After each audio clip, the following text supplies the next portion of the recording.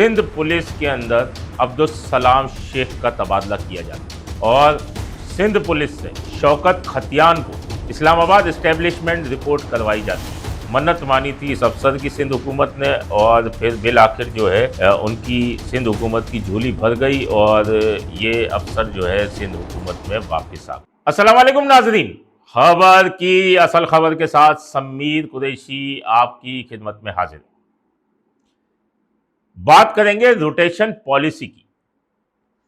और इस वक्त सिंध पुलिस की रोटेशन पॉलिसी जो है वो बिल्कुल मफलूज होकर रह गई।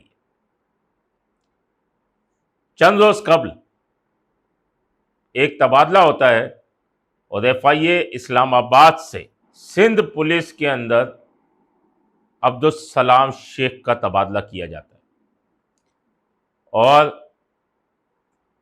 सिंध पुलिस से शौकत खतियान को इस्लामाबाद इस्टेब्लिशमेंट रिपोर्ट करवाई जाती है। सिंध हुकूमत ने यह अफसर मांगा था और मन्नत मानी थी इस अफसर की सिंध हुकूमत ने और फिर बिल आखिर जो है उनकी सिंध हुकूमत की झोली भर गई और ये अफसर जो है सिंध हुकूमत में वापस आ गए। कुछ अर्सा कबल की बात की जाए कि साबिक दौरे हुकूमत था और उस वक्त इस्टेब्लिशमेंट डिवीज़न ने जो रोटेशन पॉलिसी थी वो एकदम जो है यकदम फ़ाल कर दी थी और कहा था कि जो भी आला पीएसपी अफसरान हैं जिनको एक सूबे में 7 से 8 या 10 साल हो गए हैं वो वापस मुख्तलिफ सूबों में जाएंगे। उस वक्त सिंध के वज़ीर आला मुराद अली शाह ने उन्हें चार्ज न छोड़ने के अहकाम जारी किए थे, लेकिन मजबूरन दबाव इतना था इस्टेब्लिशमेंट डिवीज़न का और लाजमी ये मुलाजिम हैं वफाकी हुकूमत के, तो इन्होंने चार्ज छोड़ दिया, जिसके बाद सैयद मुराद अली शाह जो हैं वो सख्त नाराज़ हुए इनसे और फिर रोटेशन पॉलिसी चली और पंजाब समेत दीगर सूबों के अफसरान जो हैं वो सिंध पुलिस में आ गए, जिसमें से 5 से 6 अफसरान अब भी हैं जो कि यहाँ मौजूद हैं, जिनका पीरियड कहें या मुकर्ररा मुद्दत कहें वो पूरी भी हो चुकी है,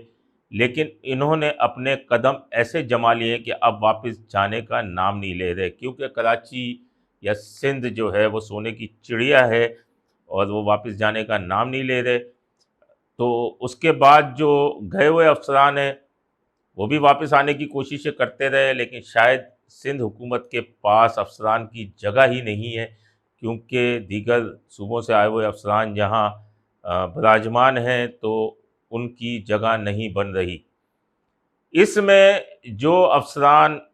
इस वक्त दीगर सूबों में नौकरी कर रहे हैं उनके लिए एक ताज़ा हवा का झोंका है कि एक अब्दुल सलाम शेख का तबादला सिंध हो गया है, तो अब वो अफसरान भी अपने पर तोलने शुरू हो गए हैं। सिंध हुकूमत में रोटेशन पॉलिसी इस वक्त मफलूज होकर रह गई है और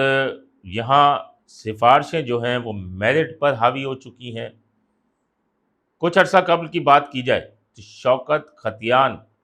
जो कि हाल ही में प्रमोट हुए हैं, इस्लामाबाद से ही आए थे और प्रमोट होने के बाद उन्हें डीआईजी इन्वेस्टिगेशन मुकर्रर किया गया था और